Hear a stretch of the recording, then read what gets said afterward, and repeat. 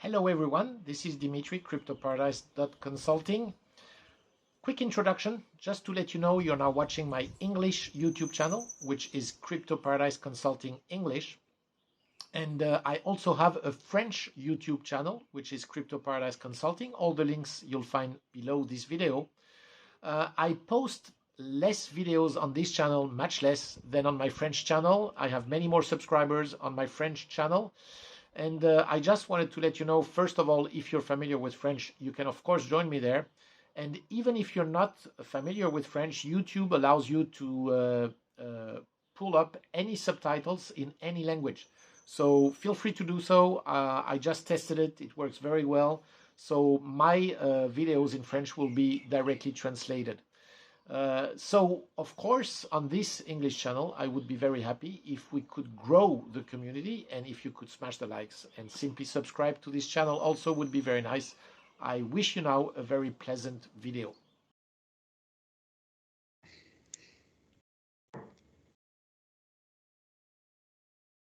Hello, everybody. So here we are. I'm here with Vit Jedlicka. Welcome, Vit. Thank you for joining. Great to be with you, Dimitri, as always. Okay, so Vit Jedlicka, President of Liberland. As all my viewers know, I am a heavy supporter of Liberland. I'm now the Mauritian representative in Liberland. Very proud of it and very honored. And actually, Vit is our president of Liberland. And as I announced a few weeks ago, I'm going to go in 2023 doing some interviews with the main actors of Liberland, government members, and of course I couldn't start this series without talking directly to the president. So very happy to be with you, Vit, and let's dig in directly in my questions. Do you want to introduce, maybe say something for the beginning? It's great that that you are one of the team members, and that the team is now around 100 people around the world that are pushing Liberland forward, and all of them are having some great skills, and I really love your skill set. Thank you very much. So here let's go deep into my questions. First, I want you to tell us a little bit about you, maybe your background, studies, work, and countries where you lived in. Okay. Well, I was born in Czechoslovakia at the time, and many people still think it exists. No, it was dissolved in 1993, basically, and 1991 it started. So that was a big change for my life, because that was also the time of the fall of the communism in 1989. And I was quite deeply influenced by that switch in the systems, and that got me thinking, if we can improve in a couple of years the society so dramatically by just making some adjustments to it, how much better can it go? And I started to be really interested in places like Monaco, like Hong Kong, like Singapore, questioning why they are so prosperous and why we cannot be that prosperous as a Czech Republic at the time. And at some point I realized it really, takes a lot of change of mindset of people to turn some regular country, European country, into some sort of a tiger. And I decided to go for it. I decided to start my own news portal. We started political party. We got one member of European Parliament. Now the party has, one member of Senate.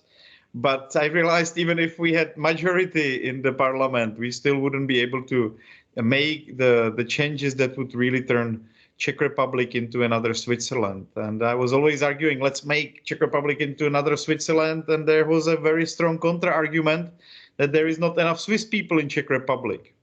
And at some point I realized it might be actually easier, right, to start a new country than to change existing one.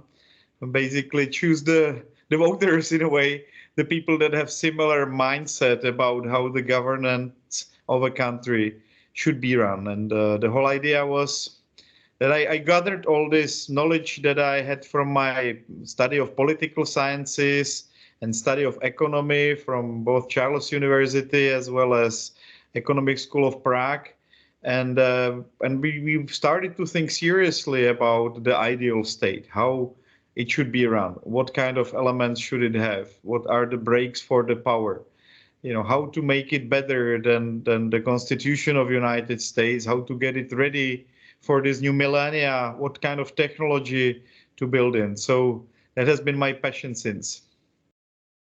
Nice. Can I ask you, how old were you when you all started this? Let's say the process with the new party.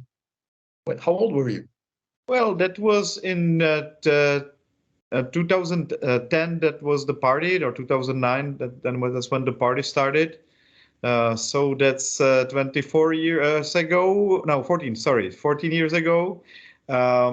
So, and I'm 39, right? So that was when I was 25. But the journey really started when I was 13, when I read the book by Frédéric Bastiat. That's, I think, where I can very well relate to your French audience.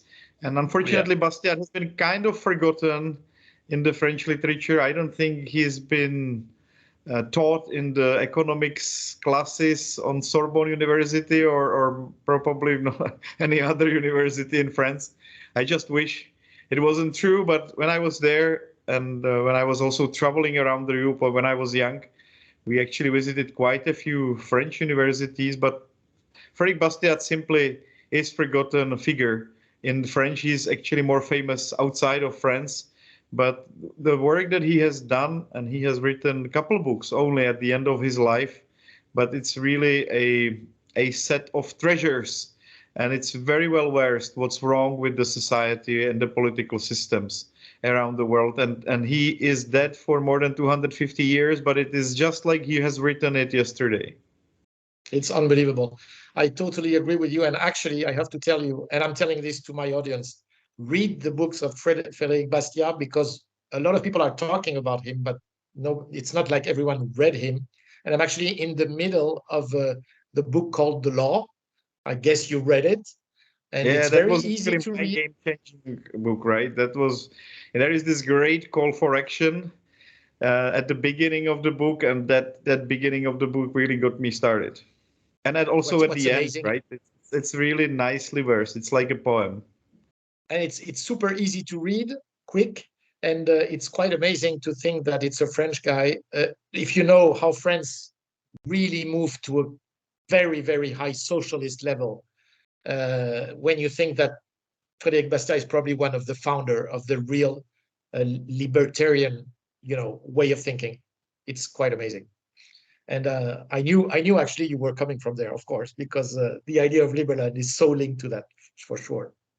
So thank you for that answer. That was very interesting. What made you come, and you already started to answer actually that question, what made you come into the Liberland adventure, and how did it start? What were the main obstacles until the day of 2015 where you declared the country into existence? Of course, I had a lot of friends that shared these ideas in Czech Republic, not just the political party, but also the NGO that I started. And the NGO has been doing quite well on the side of making internet videos. We were translating the most viral freedom-oriented videos that we could find on the internet, and those were the speeches of Ron Paul and Nigel Farage, and and all these animated movies that you can find. So that was quite exciting time when we, at some point, had like one video had 3.5 million views, and it was really good time to spread these ideas. But on the other hand, when I realized that some video was basically seen by, I don't know, every second person in Czech Republic, but it still hasn't really changed the mindset of people, how they think about things, I realized really it takes generations. So we can do a lot of educational work, but to really get people understand the values behind freedom basically takes generations. And at that point I really realized it is simply better than from focusing from, and this is of course the famous Maxwell quote, from instead of fighting the existing system, start a new one that will make the old one obsolete. Basically, that's the main idea behind Liberland as well, right? So we're starting from scratch. We don't have much boundaries. We want to make a country recognizable by international community. That gives us some restrictions. But on the other hand, we are literally building everything from grounds up, and I'm very happy that I have the government with me and this very good lawyer, Michael Ptachnik, who has been nominated as a justice minister last year, and he's doing fabulous work on our legal system. So I think the ball is rolling, and it's very well ready for a big jump this year. Very nice. Very nice. Actually, Michael will be probably my next guest on this show. So yeah, for sure, I will have lots of questions to ask him also. So what was the date? So the date, remind us the exact date, which is now actually the every year you celebrate the existence of Liberland. When did it start? When was it introduced? Well, it's 13th of April. That's the birthday of Thomas Jefferson. So once we discovered that the piece of land between Croatia and Serbia is unclaimed, and we were looking for probably more than 2 years for the right territory to declare Liberland in. So we had kind of a lot of things prepared, but we still didn't know where we're going to settle. At some point in actually March, we found out about this territory, but we waited a couple of weeks for the birthday of Thomas Jefferson. And that was a good idea because also that's usually the time when the really nice weather starts in the region. So usually we're lucky, and for the anniversary, it's already time when you can go swimming. So Already? that was 13th of April on purpose. We wanted to invoke the spirit of American Revolution. We wanted to remind people how great job the founders of United States have done, and especially Jefferson and his Declaration of Independence is a very nice piece of paper. Absolutely. Okay, so 13th of April is the, how do you call it? The birthday of Liberland, the national day. Exactly. And it will be a big event this year. I think we will have 200 people coming down just for the conference, and a couple hundred people more to visit Liberland and join us for these social events connected to it. And I hope that people will also be able to visit Liberland, so that will be exciting time this year. Yeah, actually, there are probably two great moments to visit Liberland. One is probably in April 13th during that time, and the second one is the one was last year, which is August, right? For the how do you call the? Tell me the name of the party. That's the Floating Man Festival, right? Sorry. Yes, and that's a good opportunity, of course. But I just came back from Liberland. We had 3 visitors actually, and we're able kind of to establish the borders as well. That was fun. So the people are coming every day almost these days because the season is starting. And I just came back, and it was a lot of fun. Those were Orthodox Jews, and they have great experience with managing communities and building basically kind of self-sustaining communities. And I'm quite excited that the gentleman decided also to help us with representation, and this time it will be on Sealand. So yeah, it was a very good weekend full of adventures and amazing stories. Absolutely. Okay, great. What are the main focus and for 2023 and beyond? Oh, sorry. Well, wait.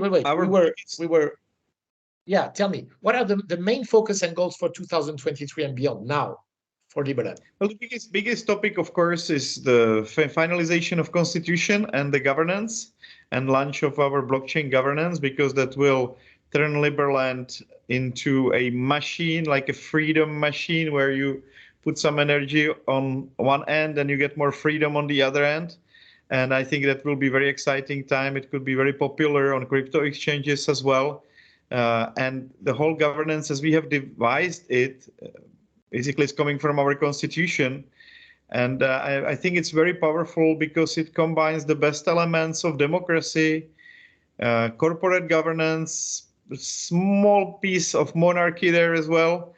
And it basically really tries to create a new generation of nation-state governance, which I hope will be better than any existing systems. And there are a couple cool concepts connected to it, right? The taxes are not just voluntary, but they are also rewarding. So people are becoming shareholders of the country that they are living in once they pay them. and they've got very cool, for example, justice system and a great system of balances of powers. So the majority can get rid of any law that the government puts in, but the government itself is voted by merit holders, the people that have contributed to the country. So I believe we really fixed the biggest issues in the dynamics of a society that is trying to run itself. So it is as progressive and I'd say functional and executive as possible, but on the other hand, there will be these breaks that will be installed by some democratic elements and by some monarchical elements to the system that will make sure that the country doesn't go sideways. So that is something which I believe is number one topic. But of course, there are many more things that we need to sort out this year. I would say similar importance is the settlement, and where I think it's kind of exciting to have people in Liberland this year. And we are building 2 villages next to Liberland. One is in Croatia, and we're just finishing the partnerships there, and the other one is already being developed. That's the Ark village on the other side of the river. So we have 2 bases on both sides of the river next to Liberland. Yeah, the Ark village is where we were for the Floating Man Festival. On the Croatian side, what's the place? Well, that's still kind of secret, but it's a very nice area, very close to Liberland, a very romantic place, and then we've got lots of friends already there. So I spent a weekend there, and I'm very positive that the whole development plan there will be quite nice, and it will be more decentralized than the Ark village. Ark village is more like a resort kind of place where. This is a place where lots of people can come in and buy into smaller houses, and they can really create a community.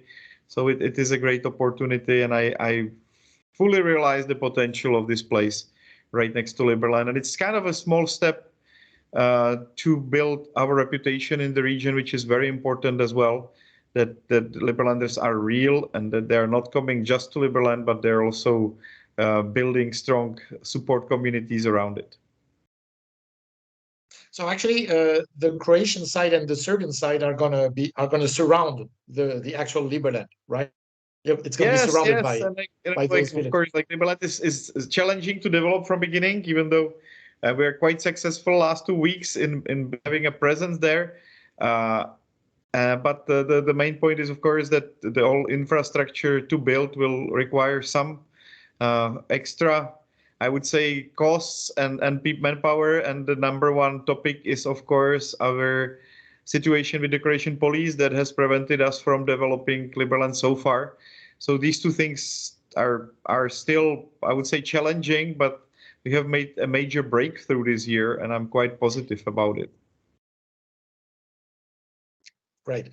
Regarding the biggest achievement for Liberland until today, can you give us tell a word? I know one of the biggest focus we have, actually, also us as representatives in our countries, is to bring Liberland to be, the big would be that to be recognized by another country. Can you tell us a little bit a word about this? Where are we standing today as you as president? I know you have lots of relationships with lots of countries.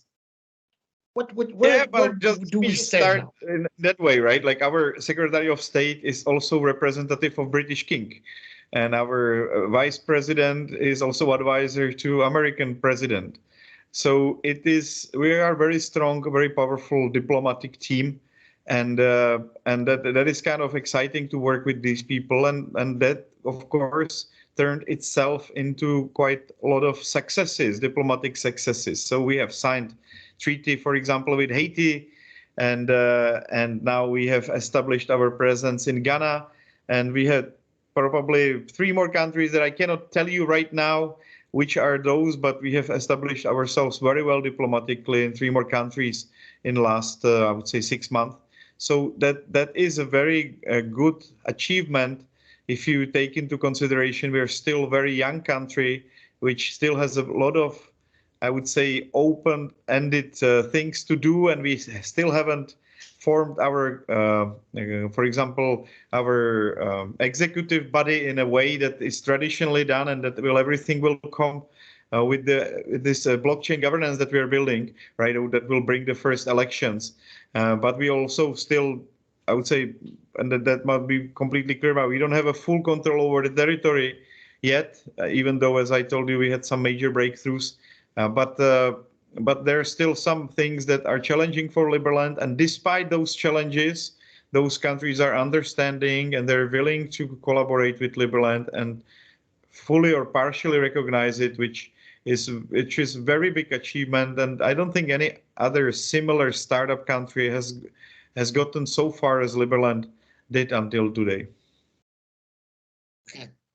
So there is no name that you can give today where we would be very close to be recognized, let's say, officially. Well, those things are happening right now, and for example, in some countries we're waiting for ratification because everything has been signed, but we still need like a final step, and it's very exciting. And of course, if you are representative and you have interest in those topics, they get declassified. But on the other hand, we don't have any real urgency to disclose our relations with the countries which are in progress, because of course that can be also subject to attack. Absolutely. Let's go. You mentioned, the blockchain democracy. Can we dig a little bit into that? If you can explain it, let's say simply. I'm gonna have a talk with Michael, our Justice Minister, about that.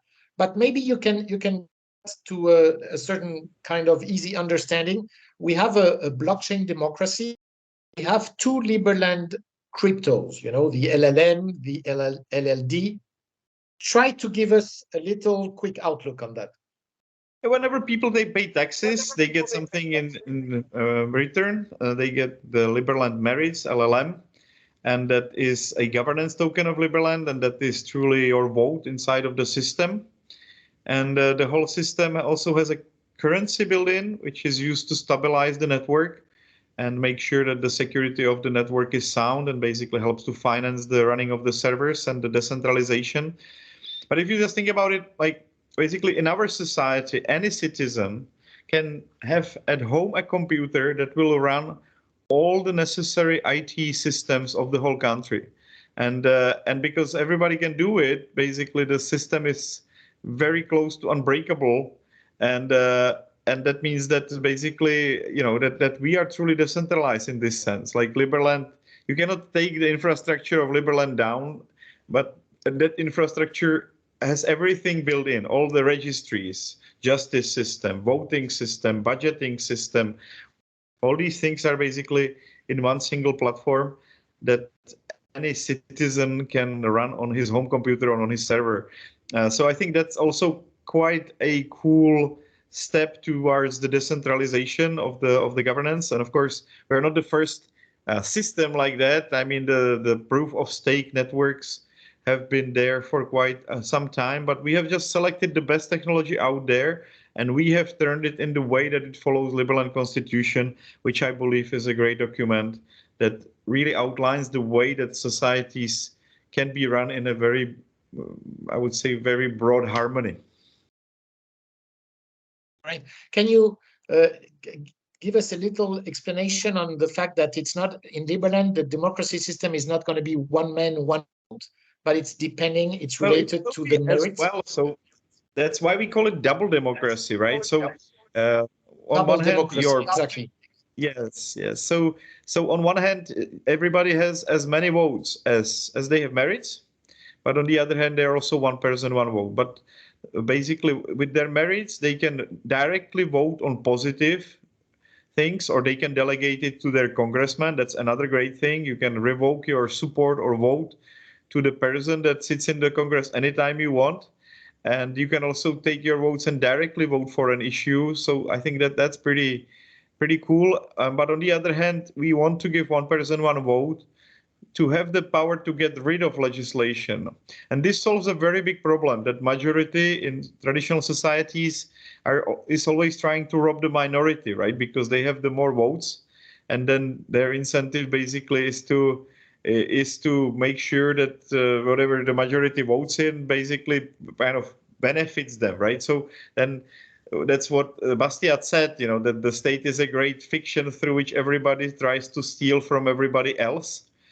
And we are trying to fix this element by basically having a corporate governance. So the people that have really contributed to the country are the ones that are making positive decisions. But also there is this break on their decisions, which I think can be quite healthy. And that's what you can see in Switzerland, for example, where the public veto, as they call it, is one of the most functional democratic elements that they have there. Great. So it's a very, let's say, it's a mixture. It's a kind of sophisticated mixture of that democracy, of corporate governance, and then let's say, yeah, corporate and direct democracy. Yes, which is exactly. Which is kind of, this is unique, right? This double democracy, as you call it. Does it exist in another country? We introduced it some years ago, but right now I would say the biggest ideological proponent of that is Titus Gebel from Free Private Cities Foundation. So that's I would say it's not we're not completely alone in pushing this forward, but we are completely alone in pushing it in the practical reality, right? That's what I think is most exciting about Liberland, that we are not just theorizing on what is the best governance but we're looking into the practical use of it and turning it into a physical country that I hope will become a major player in the world, and that will show how those principles, if they are put in place, can attract millions of people and can create very prosperous society.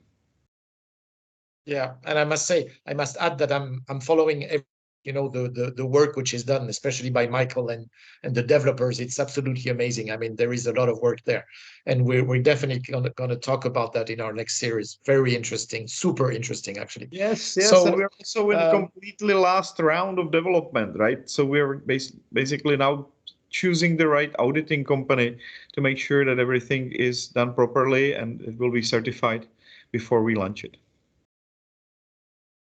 Great. What would you say to anyone wanting to join Liberland? Why should he do it? And what type of people or skill do we need? In general, I think it's the more passports people have, the freer they are, the more options they have in where to live and how can they establish business, and especially where to escape if things like pandemics or the restrictions on traveling hit people, or if the taxes are becoming higher somewhere. So that's one big positive, and that is without taking into account that Liberland is really, I would say, the most progressive startup country in the world right now, with a lot of really cool individuals that are part of it. And of course, if people become Liberlanders, they become part of this social club, which I think is a great place to make friends and create a global community of supporters of liberty and not just builders of a country. Yeah. So, and there are two ways to start. It's the better to become resident, right? Residency, and then go for the that would be, let's say, we have a 2-tier. We want to make sure that we get to know the people a little bit before, or a little bit more than before they get to become citizens. And that means they have to first become residents. We check their background. We ask them how they can participate in our society. We try to get them involved, and we figure out the best way that they can contribute. And if we figure it out, then they can become citizens. Great way of doing it. So, by the way, I am resident, and I hope I will become a citizen very quickly, or after some time. Anyway, last question here for you. What do you think the future of Western, and that's a more global question. What do you think the future of Western countries like, and do you see Bitcoin play a major role in the future? especially course, now, with all. and it already has become the seventh biggest currency in the world, and it's the one that is private, right? And that's something that is very much needed because we see, of course, huge misuse of the monetary policy, and we also see that it's very obsolete and can be very problematic to run in the long run. I mean, the value of these fiat currencies in the long run, of course, is zero because at the end it will always be mismanaged, and the empire will fall, and the dollars or whatever currency will be close to zero or zero if it doesn't have any collective purposes. So that's something that is inevitable, and Bitcoin really brings another level of honesty, and it's a first currency that can never be printed more, which is kind of exciting. So yes, there is, I would say, great upgrade that Bitcoin has brought to the monetary system, and I think not just that it will prevail, but it will become the biggest currency on the planet in near future. Okay. So, and are you a little worried about what we're seeing happening in all, let's say, with the geopolitical agendas that are playing everywhere? I would say in terms of monetary revolution that is happening, we can already see this de-dollarization of economies with the BRIC countries trading directly in their currencies, and now Saudi Arabia switching from US dollar to other currencies. So there is a big geopolitical shift in this regard, and we can see that Bitcoin has been adopted by quite a few serious institutions as well as by a couple of nation states. Well, let me remind you that one of the biggest holders of Bitcoin is actually Chinese government, as well as they're still probably sitting on it, which shows you that they understand the value of it as well, and they're not selling it. So it is of course the future of the monetary system. It's a great way to put money into something that is very likely in the long run to appreciate in the value, but also at the same time works as a true medium of exchange. I mean, it's like from 4 years ago, you could already buy Tesla in Czech Republic with Bitcoins through the biggest retailer store. Okay. And Bitcoin is still the reserve currency for Liberland, right? It is still number one reserve currency in Liberland. I wish we were able to hold a little bit more reserves over the years. Of course, every Bitcoin spent is a lot of money, and when Liberland started, it was $250. Now it's 25,000, right? So it has done 100x. When people are complaining that the Bitcoin is dead because it has fallen from 60 to 25, I have to always laugh about it because they don't understand that. Of course, Bitcoin goes through the cycles, but just think about it. It's only a couple of years, and it was $250 back then. Absolutely. Vit, we're now ending this meeting. It was really very nice to talk with you. Thank you very much for being with me. And let's put it that way. Do you want to say something to finish this interview?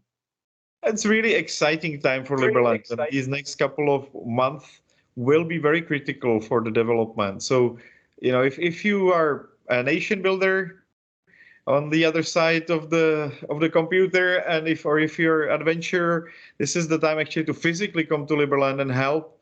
And also, of course, if you cannot make it for some reason, this is a great time to join the governance network and become part of the first decentralized autonomous government on this planet, which I think will be a big ride as well as a story on itself. Great. Very, very well put. That's it for our interview. Vit, I wish you all the best, and I'll see you soon, hopefully, physically. Yes, and probably looking forward to have you, and have a great day. Bye-bye. Thanks to you. Bye-bye.